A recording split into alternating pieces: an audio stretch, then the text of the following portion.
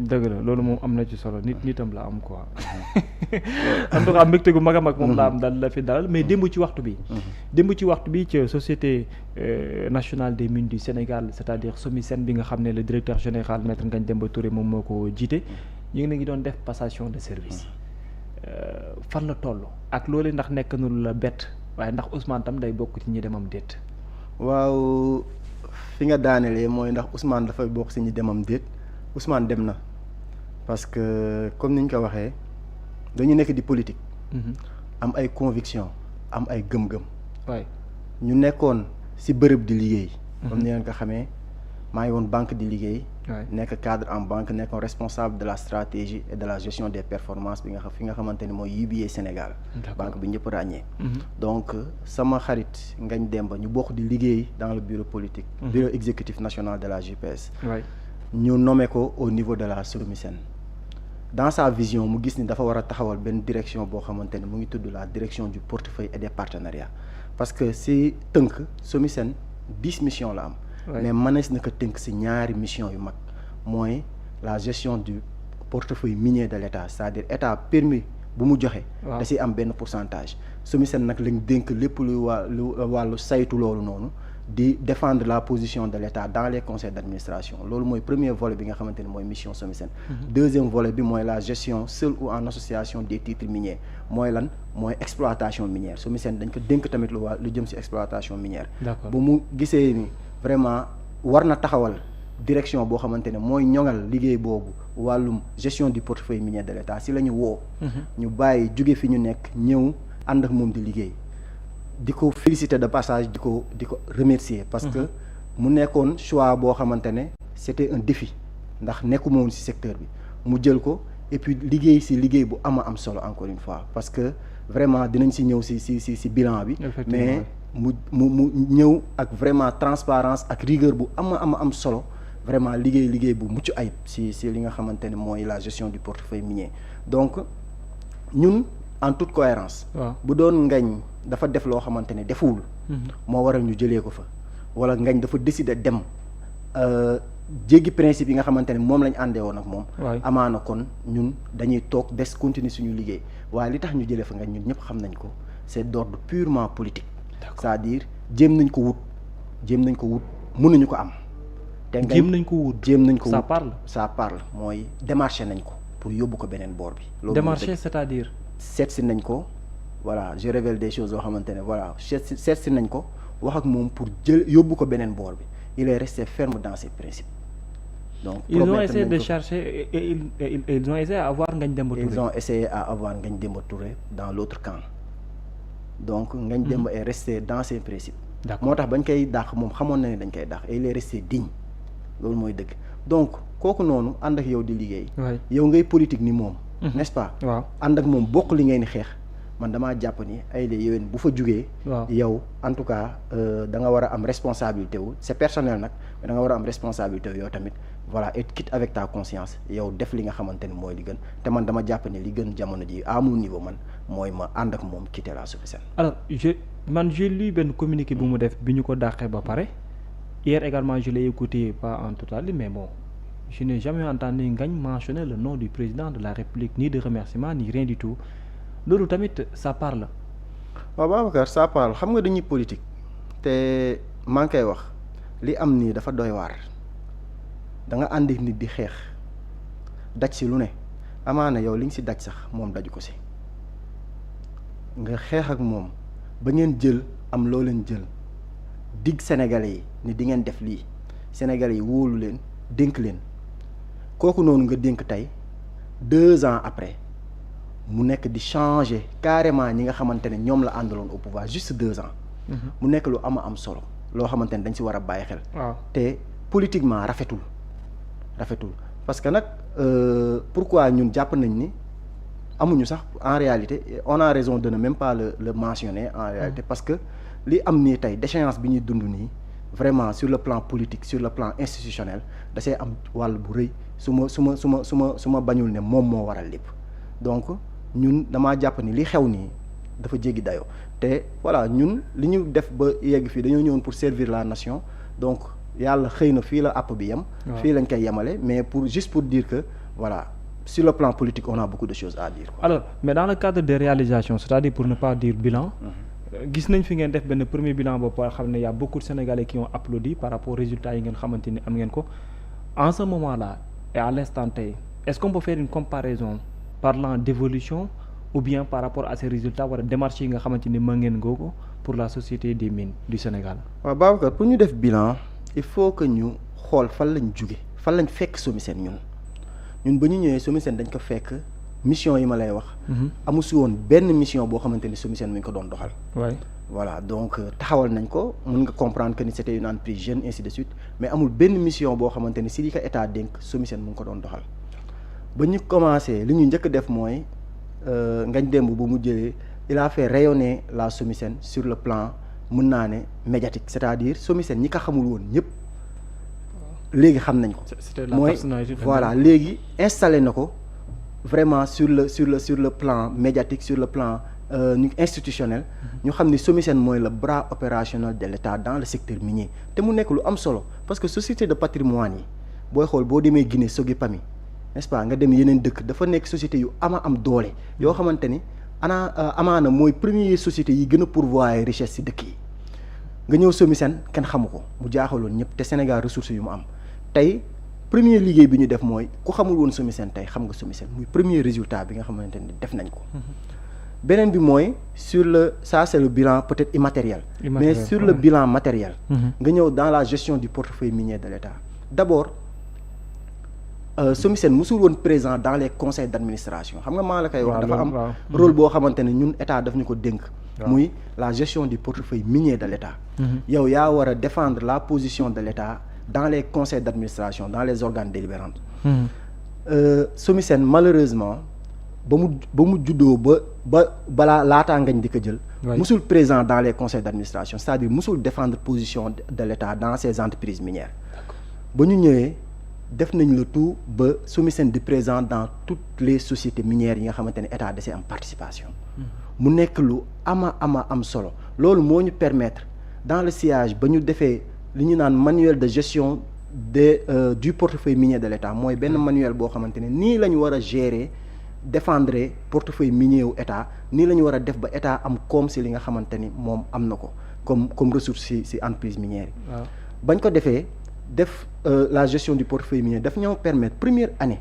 ñu def un bond de 126% par rapport aux 4 dernières années autrement dit on a fait 71 milliards de chiffre global si gestion du portefeuille minier c'est-à-dire entreprise yi dividende ñu joxe dafa mat 171 milliards boo boolee IRVM bi ak li nga xamante ni mooy dividende yi nga ñëw au titre de l'année bii nii ñu toll juste sur le secteur de l'or parce que li tax ñu wax secteur de l'or rek dafa am solo yeneen yi génnagul moo tax mais juste sur le secteur de l'or on a fait 164 milliards de résultats de chiffres c'est-à-dire secteur de l'or bi rek li nga xamante ne mooy entreprise minière yi génnee nañ c'est 164 milliards ba pare 51 milliards boo xamante ne c'est à titre de dividende donc pour dire sur la gestion du portefeuille minier liggéey bu am solo lañ fa def mooy SOMISEN léegi day dugal xaalis ci keesu état loolu déjà muy premier bilan matériel boo xamante ne def nañ ko deuxième bilan mooy côté exploitation minière ba ñuy soog a ñëw SOMISEN amul benn titre d'exploitation parce que boo bëggee exploiter def exploitation minière le ministère da lay jox li ñuy naan des titres d'exploitation donc SOMISEN amul woon benn titre vous imaginez bien société nationale boo xamante ne mooy gérer patrimoine minier entreprise yeneen yi di am des titres d'exploitation SOMISEN amul benn titre d'exploitation société bi leen war a gérer moom amu ko moom te société te ñeneen ñoom am nañu ñoom ñëpp am nañ ko ñun ba ñu ñëwee on a poussé def li ñu war a def yëpp ba tey SOMISEN am un titre boo xamante ne d'exploitation de basalte la basalte mooy xeer bu ñuul bi nga xamante ne moom lañu utiliser pour defar tali yeeg yooyu SOMISEN am ko c'est-à-dire boo estimer globalement li nga xamante ni mënees na ko am ci revenu ça dépasse les centaines de milliards donc pour dire que tey teg nañ ci table bi loo xamante ne ba ñuy dem vraiment SOMISEN bu ko liggéeyee direction bi ñëw bu liggéeyee bu defee lu mu war a def incha allah SOMISEN dina bokk ci sociétés yi gën a mag yi nga xamante ne ñoo nekk Sénégal donc loolu mu nekk bilan sur l'exploitation sur le côté exploitation minière mu nekk lu am solo au-delà de ça y a le comptoir national d'or bi nga xamante ni commencé woon nañ ci liggéey def si liggéey bu am solo. bi nga xamante ne sama xarit muy Moustapha Koli bi nga xamante ne JPS la nekk tamit moom moo nekk le coordonnateur des projets def si liggéey bu am solo ak équipe bu mu àndal ak toute la SOMISEN bañ defee loolu daf ñoo permettre ñu commencer li nga xamante ni mooy études yi dafa amoon études yu ñu defoon ci secteur or bi léegi dañoo nekkoon di réactualiser les études par rapport au contexte actuel te jël nañ ba jël cabinet ba marché bi dem ba ñu jël cabinet boo xamante ne moo war a réactualiser les études pour dem dans le comptoir national d'or beneen bi mooy on a fait des opérations de recherche yi nga xamante ne def nañ ko ci yenn zones yi pour xool le potentiel yi nga xamante ni SOMISEN mën na ko am comme titre donc pour dire que globalement on a eu un bilan vraiment extraordinaire par rapport ak liñ fa fekk ñun société la boo xamante ne fekkoo fa dara tey au moins teg nga fa ay jéego yoo xamante ne mën nañ ne tey vraiment macha allah di ko féliciter encore une fois Maître Ngagne Demba Touré mu def ci ak équipe am la SOMISEN liggéey bu am solo ba tey ñu mën a wax. alors votre directeur général Maître Ngagne Demba Touré remplacé par Mamady Touré une nouvelle équipe qui va arriver certainement il y a des personnes yoo xam ne Ngagne moo leen indi ñu nekk fa dinañ liggéey ak moom yow est-ce que réellement il y a eu peut-être benn échange bu lay wan ne voilà chemin bi ñu jël dina mën a def la continuité d'autant plus. jëm nañ chercher wala pour convaincre la nga desam déet et tamit est-ce que yaakaar nga ne li ngeen fa bàyyi équipe boobee dina ko mën a continuer ba espoir bi ngeen amoon dans le futur mu mën ko réaliser. waaw Babacar yaakaar rek lañ ci am parce que am na liggéey bu ñu def bàyyi ko fi dañuy jàpp ni ku ñëw nekk DG bu bees maa ngi koy nuyu de passage le nouveau DG. Mamady Touré donc di ko souhaiter déjà bienvenue ci SOMISEN. ba pare amaana tase nañ parce que maa ngi sama période de préavis donc jot nañ waxtaan man ak moom voilà donc il est ambitieux macha allah et puis jàpp naa ni bëgg na en tout cas teg ay jéego jëmale kanam SOMISEN parce que continuité vraiment li ñu teg mënees na ko yeggali pour mën a vraiment permettre SOMISEN jëm ca kanam ñun nag bon yaakaar rek lañ am même si derrière voilà par rapport à la vision globale parce que cap la waaw c'est vrai politique cap la donc booy gérer état da nga am cap donc si le cap n'y est plus voilà da ngay rester dubitatif malgré que da ngay am yéene mu dox mais di nga si am ay réserve yaa ngi dégg donc di ko ñaanal nag comme ni ñu ko waxee voilà mu réussir si jàmm et puis voilà on sera là le temps ñuy defar suñuy bagage pour dem on sera là à l'appuyer te en tant que vraiment des hommes professionnels en tant que des gens yoo xamante ne njëriñu Sénégal moo ñu ñor dinañ ko jàppale nu mu waree et puis ba keroog nga xamante ne dañ fay jóge. alors Ngagne am na lu mu leen dénk parce que kuy liggéey ak ay nit nga xëy gus war leen wan ginnaaw bàyyi leen ak beneen équipe y a certainement peut-être benn échange ci waxtaan par rapport ak la continuité comment est-ce que la ko souhaité wala la leen ko waxee pour ngeen amal ce que l'on appelle la continuité ci beneen ère bi ak keneen. waaw pour dire vrai secret la boo xam ne peut-être dina wax din Ngagne n'a jamais souhaité que je démissionne. c'est-à-dire ba ma ko waxee daf ma wax yow da ngay caaxaan. daf ma wax carrément que ni da nga war a toog continuer sa liggéey vraiment parce que man dama jàpp ni état continuité la man bu ma fi nekkul le cap est déjà là gars yi kii nañ da nga war a continuer liggéey te ñun ñu fa ñëw ñëpp. loolu la ñuy conseiller que ñun ñu continuer liggéey. donc kooku am na yéene bu baax c'est ki nga xamante ni moo ko wuutu am na yéene que équipe bu mu doon liggéeyal ba xëy na def ay jéego ki ko wuutu bénéficier si bu baax a baax donc loolu nag. yéeneem la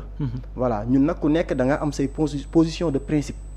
man personnellement dama am position de principe keneen dafa am position de principe mu nangul ñu ko tamit ku nekk mu nangul ay position de principe am ñun nag voilà dañoo jàpp ni suñu àpp SOMISEN jeex na dañoo war a quitter. alors am na benn coow la fi jiboon SOMISEN en termes de salaire indemnité entre autres et tout bëggoon naa ci am benn leeral bu ndaw balaa ñu tëj chapitre boobu noonu parce qu'on avait parlé de salaire ñu bare woon ne waa ñii peut-être qu'ils n'ont pas compris c'était quoi exactement parce que ñu bari dañ jàppoon ne yéen li ngeen di fayee ko moom moo néew kese wala ndax payoor gi noonu lañ ko dispatché wala ndax qu'est-ce qui s'est passé réellement. waaw xam nga boo nekkee ci béréb di liggéey. waaw des fois da ngay am obligation de réserve. mooy lan mooy globalement doo nangu di fësal li nekk ci biir entreprise bi doo nangu di ko génnee ci biti mais ñun ñi nekkoon ci biir entreprise bi xam nañ ni on n'a même pas compris lu tax gars yi génnee chiffres yooyu parce que ñenn ñi dañ ko génne woon pour yàq amaana mais booy xool par rapport au secteur da ngay gis ni SOMISEN salaire am yi mu amoon en tout cas yi responsable directeur yi ak DG yi di fayeeku néew na lool par rapport ak yeneen entreprises yi nga xamante ne ñoo nekk ci secteur